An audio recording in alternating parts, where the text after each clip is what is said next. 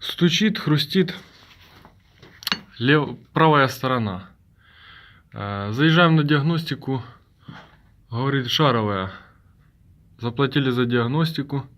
Меняем шаровую. Нет, ничего не изменилось. Чуть не так стало хрустеть, но стуки остались. Уже на шиномонтажке заметил, колесо играет как-то. Мы обращаем сначала вот на шаровую и на наконечник. А вся причина была, ребята, вот смотрите, внутренняя шаровая называется, или рычаг. И вот у нас вот эта беда.